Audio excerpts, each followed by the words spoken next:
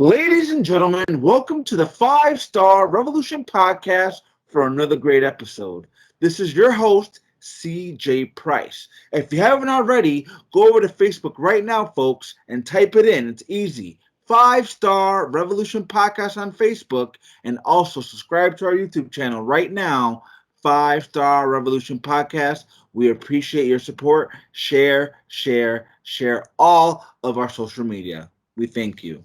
Tonight, we have a very special guest. He's one half of the Circus of Pain. His name is the Attraction, James Maxson. Did I get that right? Yeah, you got it right. You got it right. There you go. So how you doing, my friend? I'm doing all right.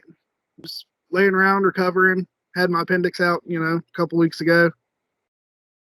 Wow, yeah, I read about that you had to deal with that setback. How was that for you? Um, it wasn't as bad as it could have been.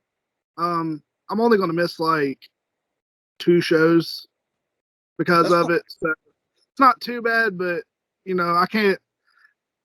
I'm off my shoot job. I can't wrestle, so money's a little bit tight right now. But I'm making it. 'Cause, my company is luckily they're good enough to offer me short-term disability. Well, I'm happy that you're recovering, and it sounds like you're itching to get back in the ring. Oh, 100%. I was out with a friend of mine a couple nights ago. We had to run some errands for the house, and we were walking out of a Walmart here where we live, and like I just started screaming, and he's like, "What?" And I'm like, I just got this random burst of like, I'm ready to get back in there and tear stuff up. I can imagine, man. Once you get that itch, you're just like, oh, I can't wait to get back in there and get my frustrations out on somebody. Absolutely. Absolutely. So let's get down to the nitty gritty here. I always ask this question to every wrestler that comes on my podcast, and you're going to be no different. Were All you a right. wrestling fan growing up? And if so, who were your favorite wrestlers? All right. So, every time I watch a podcast or listen to a podcast, and everybody's like, "Oh yeah, I was a fan since I was like, 3 years old or 5 years old or however." I watched my grandma and my grandpa. That wasn't me, honestly. Like when I was growing up, my mom was like, "Oh, that's violent. You don't need to watch that." And it wasn't until my dad left and my parents got divorced that like I really actually started getting into wrestling. And I was 14, somewhere around there at the time. So like when I got into it, it was like right as John Cena first came in. He was, first getting pushed to the moon, the Eddies and all that. But Shawn Michaels was always chef's kiss of performers to me. Shawn Michaels is one of the best wrestlers of all time, no doubt about it. Such a great wrestler, great on the mic, and all around, he's just one of the best. So I agree with you there, man. So, what is your earliest memory of professional wrestling? Like, what comes to your mind as a 14-year-old when you first started watching it? Um, Probably like the one thing that always sticks out to my mind the most is the first house show I ever went to. My dad took me. I was probably in 8th grade, about to go into 9th grade, somewhere around there. And we walk in, and the first match on the card was Chris Masters and Tajiri. And so we're walking in, and the match is already going on. Just like it took us forever to get through the line. And then the second match on the card was Snitsky versus Chris Benoit in a tables match. Oh my god! Why, I have no idea, but that was like that's what sticks out to my mind is like my first like impressionable moment in wrestling. So that was your first ever live event. Yeah. What was going through your head when you were watching that in person? Like, wow, I want to do this. This is really cool. Or what's going through your mind? Yeah, I mean, because that was like at the point that I really started getting into it, and my dad didn't like wrestling at all. Like he did not want to be there. He just sat there with his arms crossed, the typical dad thing. And I'm eating it up. I'm loving it. it was right as it was right after Batista beat Triple H for the World Heavyweight title, so they were doing like a no holds barred contest there, all kinds of crazy stuff. I think that might have been the main event actually. So like I'm just eating it up. I'm seeing guys like Batista and Triple H and like 13, 14-year-old me is like, man, this ain't really them. These are like robots that are putting on like some kind of performance. Like there's no way they'd come to Huntington, West Virginia. So that's where you're based out of is West Virginia right now? Yeah. I'm in a small town called St. Albans, probably about 20 minutes outside of Charleston, our capital city. Okay. So let's dive into how you got into the professional wrestling business. How'd you come across your first wrestling school? Like, how'd you find out about that? Okay, so I started training about 2021 now, about 12 years ago now. I was a senior in high school. I went to school one day, and this kid I knew, we'd talked on occasion. He knew I liked wrestling. He liked wrestling. He was like, hey, man. He said, you still like wrestling? I'm like, yeah, I do. And he said, there's a guy in St. Albans. He's going to start up like a little school. I'm like, all right, cool. And like, I didn't really know much about like the West Virginia independent scene at the time. And so I went down there and I started and I trained for about a year and a half. And he ended up moving to Florida about, like I said, about a year and a half after that and shut everything down. And at the time, there weren't schools around here like there are now. So I was out of it for probably 10 years, about 10 years, 9, 10 years. And when I eventually got back into it, and I thought about it, multiple times. There's guys training people before shows, and it's only once a month, twice a month if you're lucky. And I was like, man, my body just can't handle it. I'm used to a weekly schedule. And one of the guys that did it was the guy that trains me now, Rocky Rage. And he'd made a post on Facebook in like January of last year, was like, hey, I'm opening up a school in Winfield, which is like 10 minutes from my house. And I hit him up and I'm like, now's the time. I have to. Like, if not now, then when? Maybe never. Right. And like that itch was real at that point. So we started training in February of 2020. The whole state shut down on March 13th of 2020 because of the pandemic. Mm-hmm. So we took about a month and a half or so off from training. And even then, we did Zoom calls throughout the pandemic and talked ring psychology and character work and, stuff you can't learn in a ring.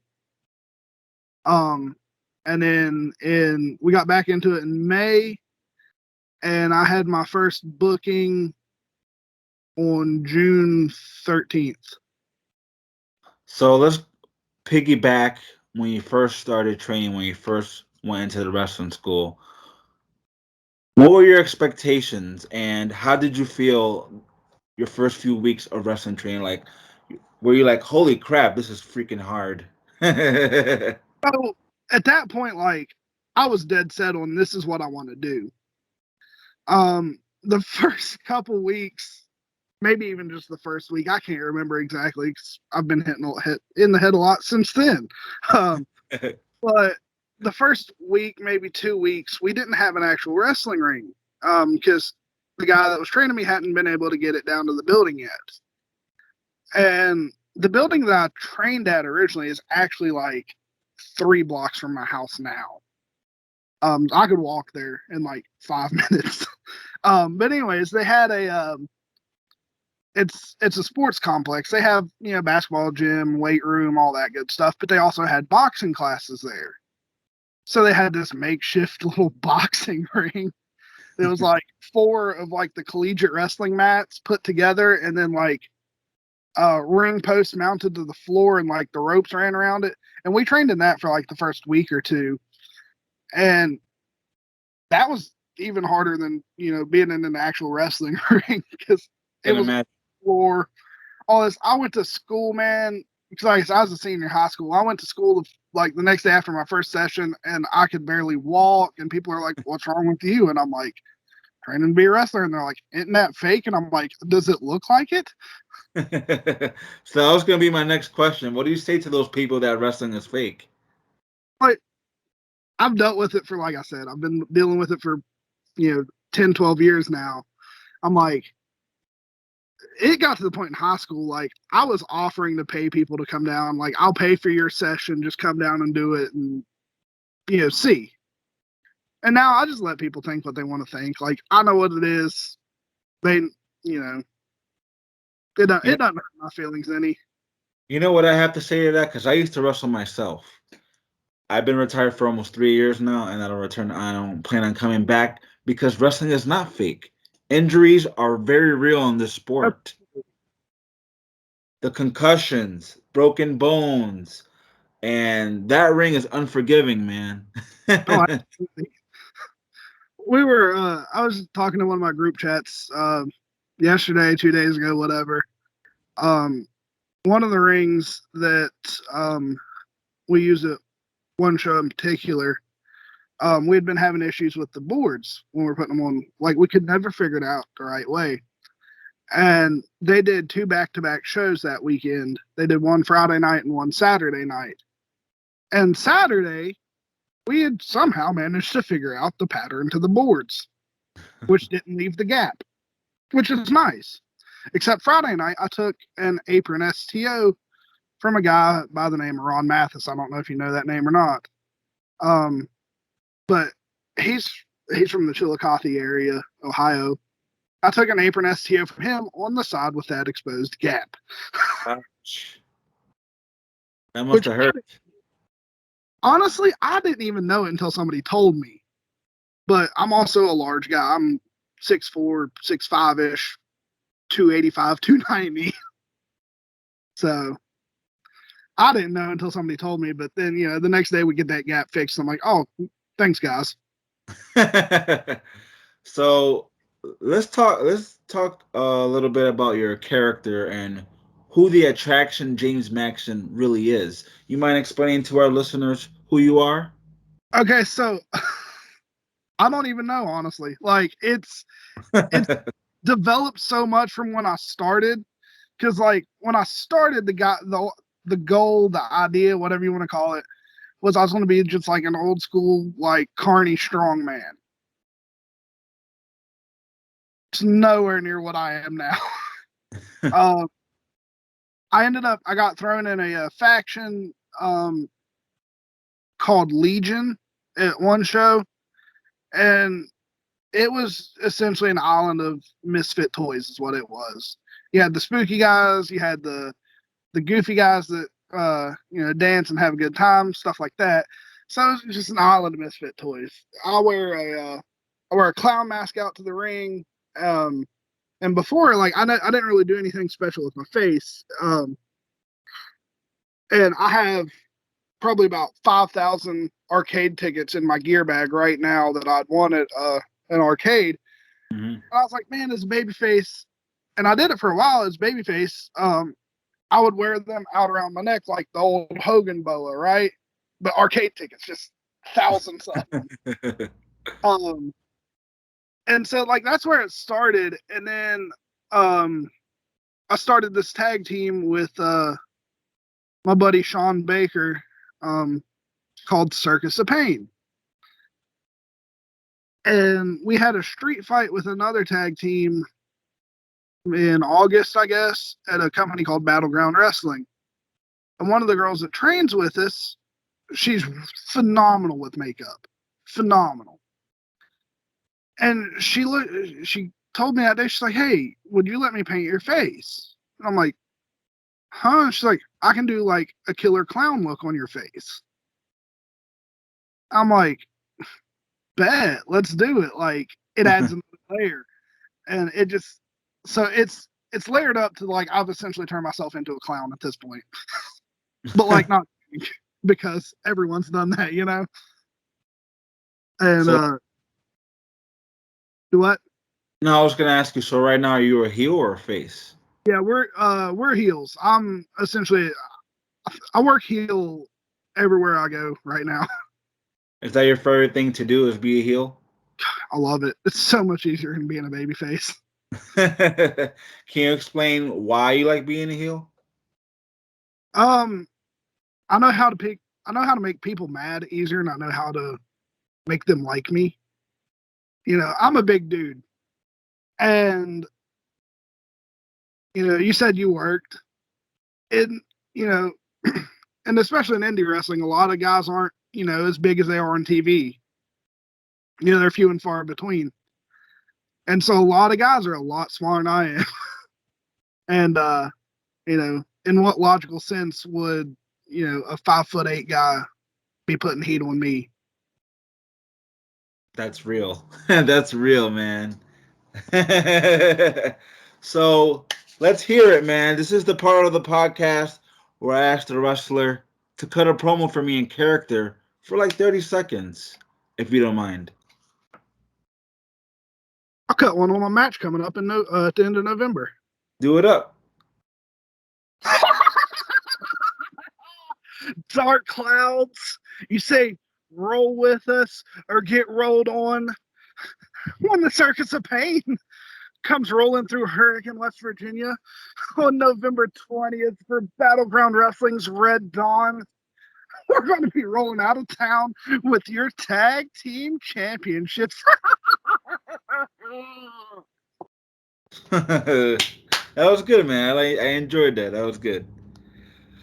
So, do you have, besides the big leagues like WWE, AW, and all those other companies, besides those guys, are there any independent promotions that you have your eye on that you want to wrestle for?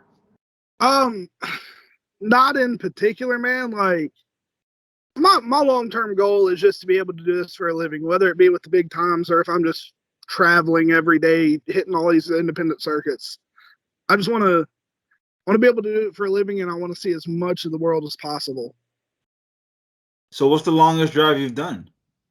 Right now, I've not got to do a whole lot of traveling just because I've still been training, so I haven't really been like reaching out to people yet until I get that green light.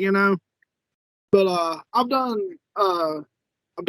North Carolina a few times, um, Bluefield, West Virginia, which is about 2 hours away from me.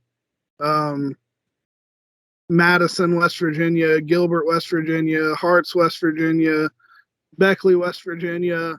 So a lot of it's been still in state and the Carolinas. A couple of the guys from our training school actually went out to California in February of this year and did like this big like showcase event with like a ton of promoters from like I think like Oregon, Kansas, Arkansas, several states in that area. So, I was actually going to go, but my shoot job wouldn't give me the time off because we do a lot of winter work, like snow removal type stuff, and we had got a bad storm that week, so they wouldn't give me the time off to go. I know how that works, man. We have bad snowstorms up here. I'm from Massachusetts, so I know how you feel, man. Our bad so, probably isn't what your bad is, but so let's talk about your some of the highlights in your career. What would you say are some of the highlights that you have done so far? um, as far as how like I've not won any championships yet. I was actually supposed to compete for a title in Bluefield, West Virginia last weekend, but I had to pull out because my appendix decided that it wanted to blow up. uh, I've got the tag title match coming up at the end of November with Dark Clouds. Um, I've got another. I don't think it's a tag title opportunity. It might be a number one contendership for a company in Huntington, West Virginia, in December. Biggest thing I've done right now is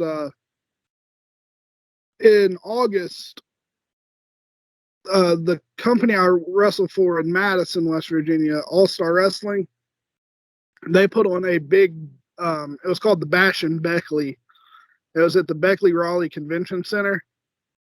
We had guys like Jerry Lawler, Ronnie Garvin, Dennis Condrey, Heath Slater was there, Brian Myers was there, um, Matt Cardona was there, a bunch of guys like that. And I think I can't remember the official number, but I think we had over 1,500 in the door. So That's that's yeah. probably the biggest thing I've done. Were you wrestling on that card? Yeah, How was that experience for you sharing the locker room with all those wrestling legends and people that are on TV? man, it's so cool. It's every time.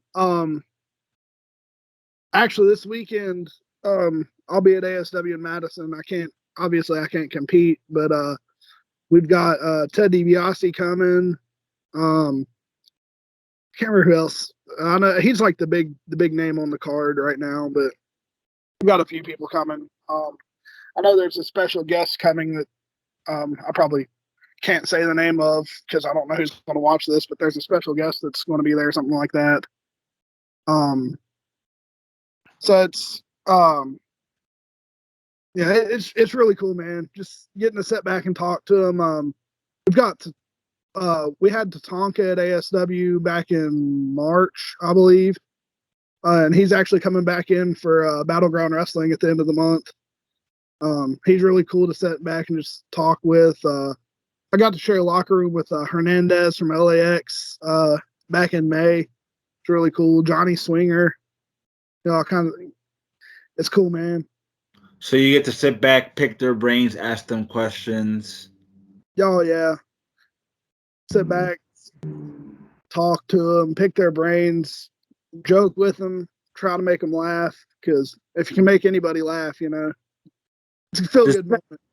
doesn't that seem like surreal to you that you're sharing the locker room with these legends and these wrestlers that you see on TV? And like, holy crap, this is like mind blowing. Absolutely, man. Like I was telling somebody not too long ago, I was like, they're asking me who all I'd met, and I was just naming lists of names, and I'm like, and like wrestling has allowed me to do so much cool stuff in just the last, year and a half, almost 2 years that I've been back in it. Like throughout the pandemic, we were doing drive-in shows down here. So like we'd set up a ring in a parking lot, and then they were charging $20 or $30 a car. Didn't matter how many people you had, you just paid per car, and they'd just park them around the ring like the chairs. And dude, I saw. I was joking about it. I was like, man, throughout the pandemic, I saw Ricky Morton more than I saw most of my family. That's So like, awesome. it's for real. Getting to sit and talk with him. His son Carrie's wrestling now. I don't know if how much you keep up with Ricky or anything like that, but Know about them. yeah. So like, I get to, I saw Ricky and Carrie more, and I saw a lot of my family throughout the pandemic. So, what does wrestling mean to you? Why does wrestling mean so much to you? It was my escape when I was a kid, from everything that was going on in life. And if I can provide that for even a split second to someone else, it's all worth it. See kids, of course, I'm a heel, so I like to try to make kids cry.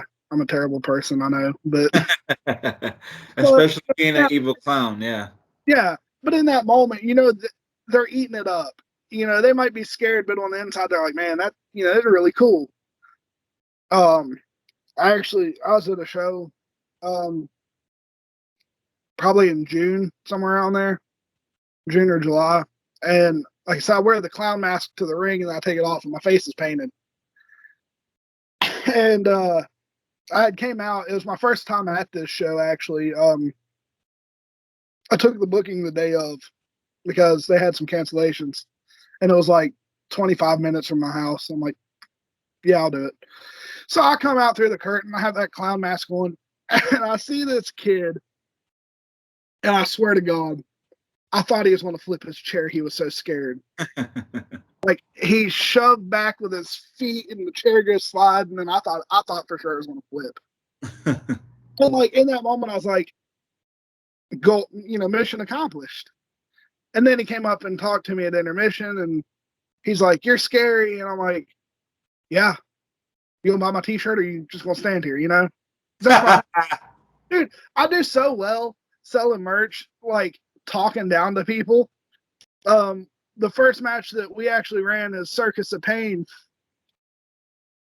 We we went over dirty on the team that we wrestled. They're called the New Breed. It's two boys that train with us at the House of Rage. And so our table's like, you know, in one spot, like here, and then their table's like over there, but like still enough distance that I can, you know, I can run my mouth. And people are hanging out at their table like, oh, they cheated. And I'm like, I'm over here at my table with Sean Baker, my partner. I'm like, oh yeah, you gonna go over there and hang out with a bunch of losers and buy the losers merchandise? Come over here and be a winner. You know, we're winners. Buy our stuff. Dude, That's great. I That's probably great. paid $400 that night in merch. That's awesome, man. That's how you do it, man. So a couple more questions for me, Mr. Maxson, because I know you're a busy guy and gotta let you go soon. So, what can we expect out of you in the next 3 years?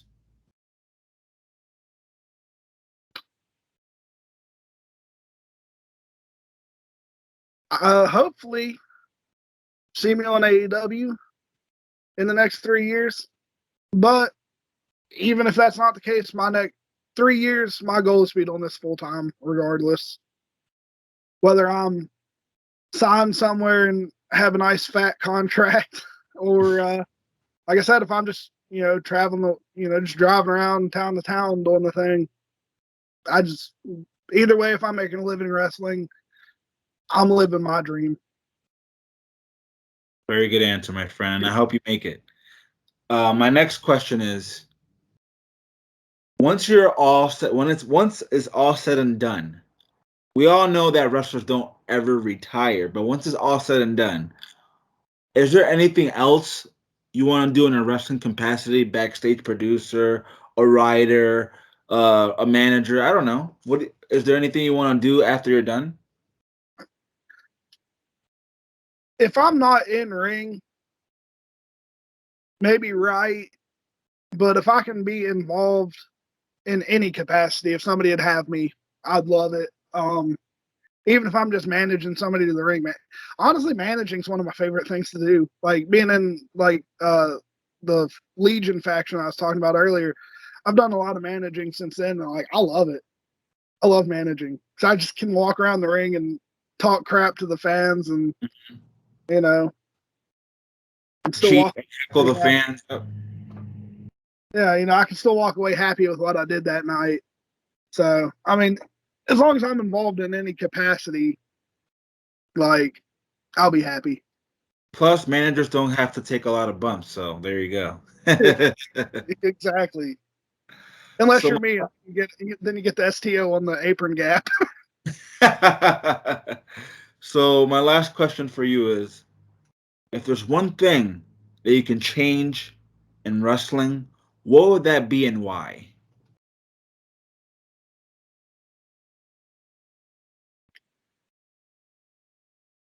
I don't know. I'd never really thought about that until you asked me that. I've always, one of the guys that kind of helped train me originally and still does, now, Shane Stormy said, he always says his only goal in wrestling is to leave it in a better place than he found it. And I can't, logically, you can't change history. So if I can just make this place a little bit better than when I found it, we're doing the world a favor. I like that answer, man. I really do. That's a great mindset right there, and I hope you keep that mindset. So, where can our listeners find you on social media, my friend? They can find me on Facebook at facebook.com/theattractionjm, twitter.com/theattractionjm. They can look me up on Instagram. It is _the attraction___. I have t-shirts up on Pro Wrestling Tees at prowrestlingtees.com/theattractionjm. And I have a bunch of stuff up on Brainbusters at brainbusters.com/wrestler/James-Maxson. Well, there you go, my friends. Go support James Maxson. He needs the money because he's injured. Merch. Buy his merch. Thank you so much, Mr. James Maxson, for joining us on the 5 Star Revolution podcast. It was a true pleasure. I really appreciate it. Thank you so much for sharing your stories. And for you listeners, don't forget, join us on Facebook. Sorry? I got one more fun story if you got the time. Go ahead, sir. Mark Jindrak. I've seen your drop kicks on Twitter. I want to drop kick challenge you because mine's prettier. Oh, really? One last question for you. What do you think about Hardcore Holly's drop kick? It's pretty. I still don't think it's pretty as mine. I'm going to have to go check that out, my friend. So don't forget, listeners, join us on Facebook, 5 Star Revolution Podcast. Subscribe to our YouTube channel, 5 Star Revolution Podcast. Share this video. Share our Facebook page and support our friend, the attraction, James Maxson. Thank you so much for joining us here tonight, sir. It was a pleasure. Thank you for having me. Have a great night, man. You too.